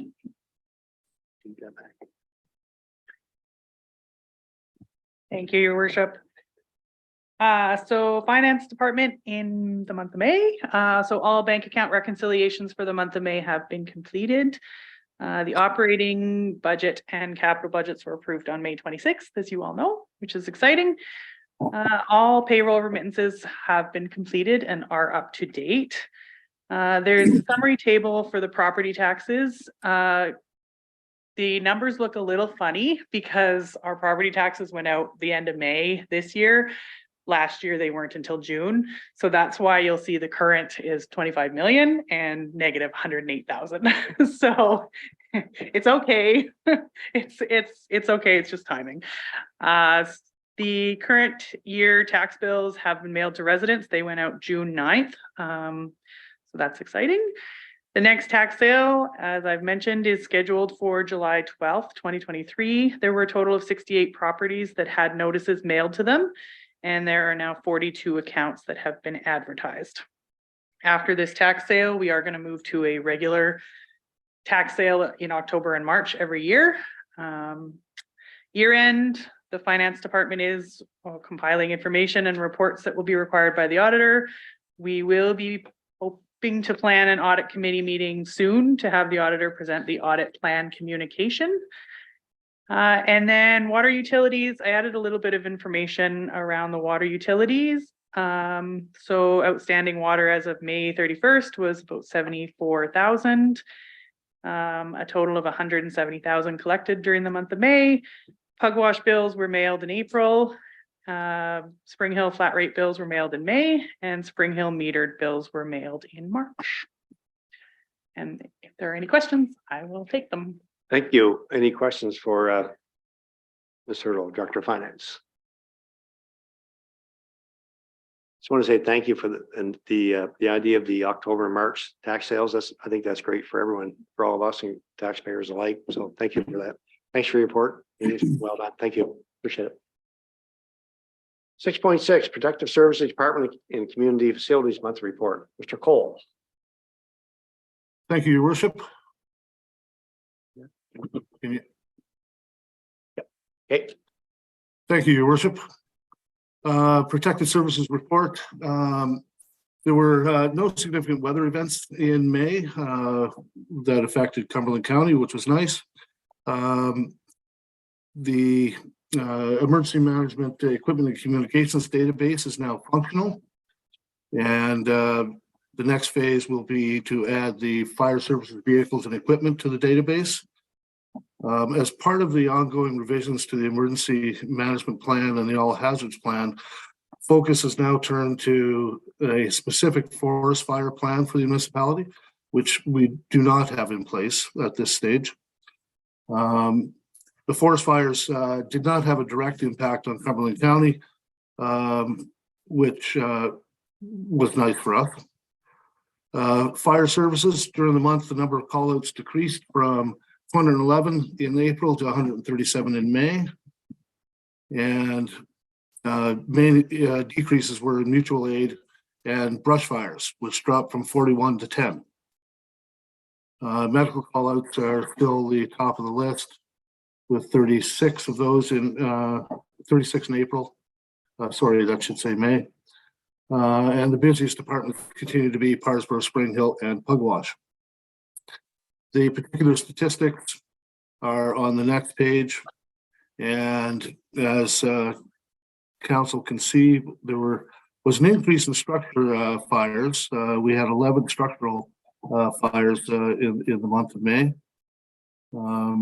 And for bylaw, the numbers were down for reports of dangerous and unsightly, actually down across the board. And then the last bit is the Goose Campground. It opened on May 19th with all 33 seasonal sites occupied. And we had 78 people people for overnight stays in the latter part of May. The contract for the new washroom facilities signed, and completion is estimated to be in October. There was a good start to the season, although the forest fires and the poor weather in the early part of June did have a negative impact on travel in the province, and the number of transient customers that were received by the campground.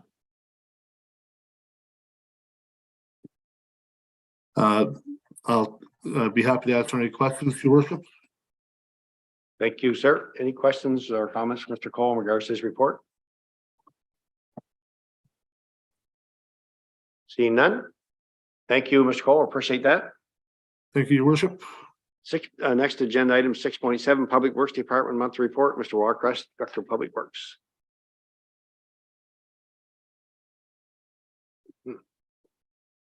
Thank you, Your Worship. Anyone that's had a drive through Parsboro or Spring Hill lately will see all the action and activity on the capital projects the council has approved and moved forward with. To start with capital paving, we've finished paving in Parsboro. Asphalt overlays are complete on Farrell and Templar Street. Shoulder and gravel is yet to be placed. The contractor is now working on streets in the community of Spring Hill. North Street's complete, Black River Road is complete. They started work on Church Street Extension and Hillcrest. Our public works crew will be turning Star Street over to them to start the overlay next. Our public works crew in Spring Hill has been working diligently, laying over 20 tons of asphalt a day by hand to patch roads and streets and correct subgrade deficiencies so that the overlay will have the longevity that the community and the council will be expecting.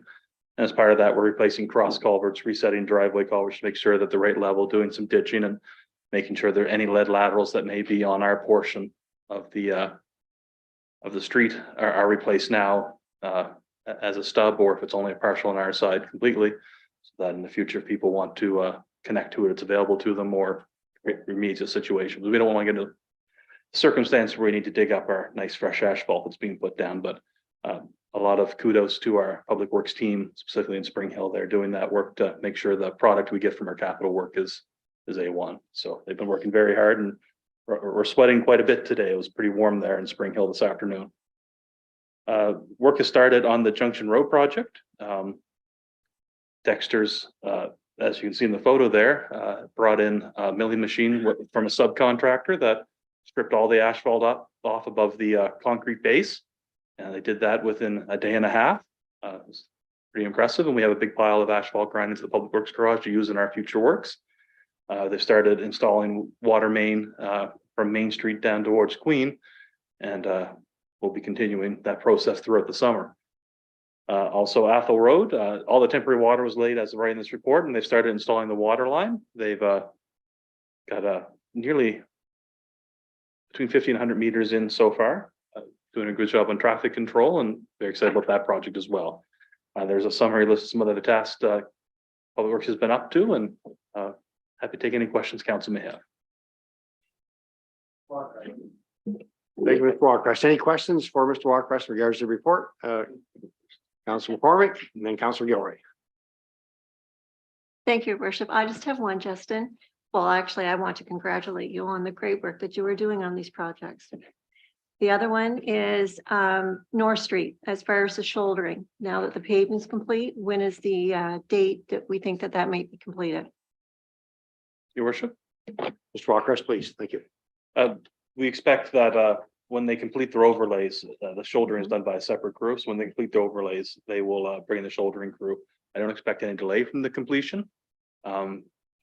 It should progress through into July likely at this point, but not past that.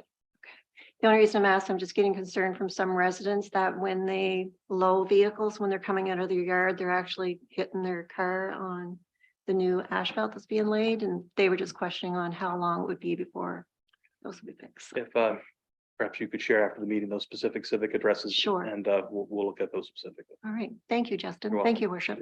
Thank you, Councilor McCormick. Councilor Gilroy, please. Thank you, worship. I'm just looking for an update on the Fiona brush removal from the site in Northport. Thank you, your worship. Mr. Walkrest, please. We've been in contact with Mr. Dow and negotiated pricing on hauling that to our Pugwash transfer station. Thank you. Okay, Councilor Gilroy, thank you. Any other questions for Mr. Walkrest? Oh, Councilor Gilroy, please, yeah. Sorry, Justin. Just get a bit of an update on the old Parsboro Park and Councilor Goodwin's absence. There's been a number of things expressed that there's some rusty equipment there and whatever. Are you aware of that and what's going on there? I noticed that there's been a lot of talk about it recently in the last few days. So has there been a complaint put in about that from any of the members of the public? Walkrest or Mr. Hare? Yeah, I can handle that, your worship. Thank you. Justin, chime in if you'd like, but that just came to our attention the last day or so. I understand it came from Facebook. You know, we don't monitor Facebook for complaints, but Councilor Goodwin did send along a note. We've got it in our E11 system, and I expect that it's probably facilities rather than public works, but we'll get at it here in due course. I'm just more curious if there had been an official complaint raised by anybody in the public. Councilor Goodwin had actually sent a note, so. Okay, Yeah, good. thank Thank you. you very much. Okay, Councilor Gilroy? Perfect. Thank you, sir. Any other questions, Mr. Walkrest? Just very quickly, your worship, Sure. after receiving that from Councilor Goodwin, I asked Chris Clark to report to the site to make sure there's no obvious or imminent dangers. They did remove a couple swings that were looking a little bit suspicious. And from there, we've referred to facilities and recreation to further that. Thank you. Any other questions from Mr. Walkrest? Seeing none, sir. Thank you very much for your report. Appreciate it. 6.8 Recreation Monthly Report, Mr. McCracken.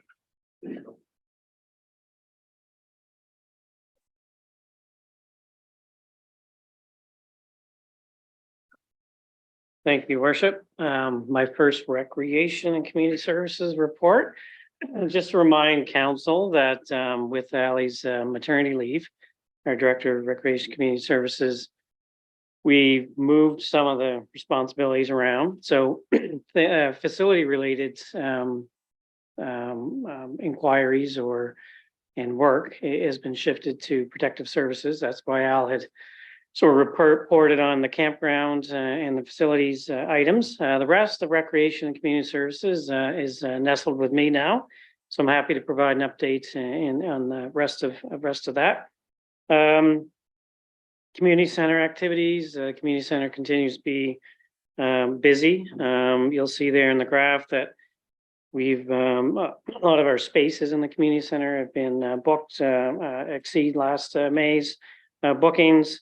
We are down a bit in teen center. That's often due to staff availability, and then our walking track participants as well, and that can be sort of weather related or a number of things. But bookings are up.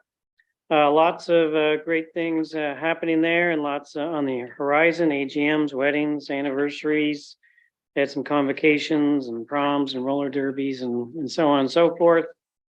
The Spring Hill Farmers Market has joined the Farmers Markets of Nova Scotia Cooperative, and as a result, also signed on to the Nourishing Communities Food Coupon Program. With the assistance of FMNS, we have secured $4,000 in funding, and Maggie's Place of Cumberland has signed on to be the partner and deliver funds to approximately 12 to 15 households in the area to help with food security. You also see some pictures there of the Spring Hill Craft Market. We had 38 vendors and around 350 people attended, went through the doors. Programs and events, lots of things happening. I would just provide a quick update that's not in the report that our summer program registrations are going very well in most, if not all, locations. That would be our summer camps and our soccer and our mini camps and all those sorts of things. So going very well from what I hear. So it should be a busy summer for our staff. We're up to a full complement of staff as well. We were able to secure another facilitator for the summer, which is exciting. Exploring some T-ball programs. We had some bike week programs, pride events, walking events as well. Our community use of schools is wrapping up in Parsboro, and pickleball will continue to happen at the Lions Arena in Parsboro throughout the summer. And our bike loan program will be re-energized here in the next little while as well. And yeah, as I mentioned, registration started June 12th for our summer programs and events, and online or by phone payments. We'll also be doing a registration and payment day in Pugwash to try to reach that community directly, as we don't have a service center per se over there yet. And so that's June 27th from noon to 7 p.m. And there's a bio in there of our summer supervisors. I'd be happy to take any questions. Thank you, Mr. Cracken. Any questions? Councilor Hotelling. Councilor Hotelling, please. Just wanted to make the comment that Olivia Sanderson from Pugwash, the recreation supervisor, is also the chair of our youth council. Yeah. So, thank you. Nice. Thank you for that.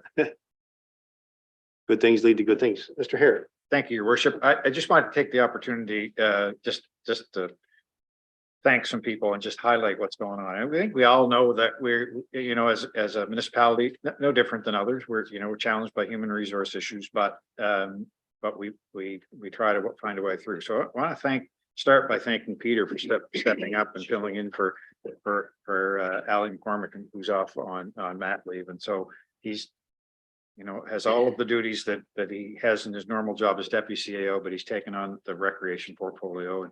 And I know that's his background, but I want to say how much I appreciate it, because it's a busy spot.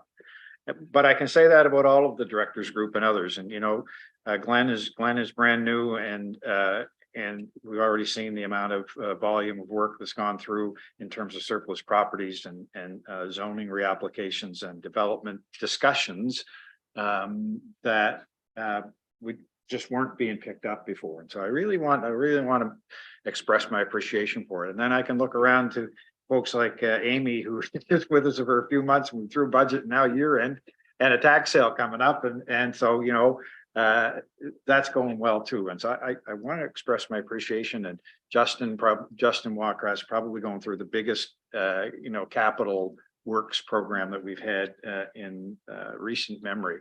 And so I just want to express it's easy for us to, all of us to be frustrated when things don't get done necessarily as quickly as we like or whatever, but I just want to express my appreciation to them for all of that work. So thank you for the opportunity to say those things, Your Worship.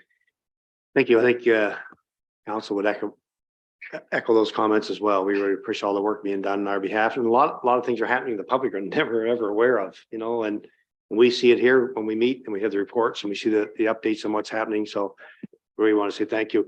I left Alan Cole out of that. I was just going to say, I you left know, Alan Cole out of I was that. gonna Sorry, say, Al. He has taken up facilities and done a lot of work on fire and sorry, thank you. Yeah. Just before we go to the information items, there's something I want to make council aware of that I just became aware of this week. So earlier this year, we adopted, it's just for information, not asking anybody to do anything. Mr. McCracken, I'm not asking what's under your purview. So became aware of this, we earlier this year adopted a new rental policy in the Dr. Carson Mary Murray Center in Spring Hill. And it refers to, you know, ice and room usage and fees and some consideration for nonprofit and all that. I just want you to be aware that that does not include. So a nonprofit organization is doing some sort of fundraising in the community. They want to borrow, for example, staging. They still have to pay the full amount. There's no consideration given for nonprofit. We just ran into that this week, just so council is aware. Never know where that'll go take us, but just want to make sure everybody's aware of that. Anyway, that brings us down to, so under information item 7.1, Glenn had mentioned about the utility review board order in regards to the boundaries for Cumberland. So that's in your package for your consideration, the information. And now I'd ask, and I want to thank everybody for being here today. Thank the public for attending and staff and council. And I want to ask someone to move adjournment, please. Councilor Gilroy, we are adjourned.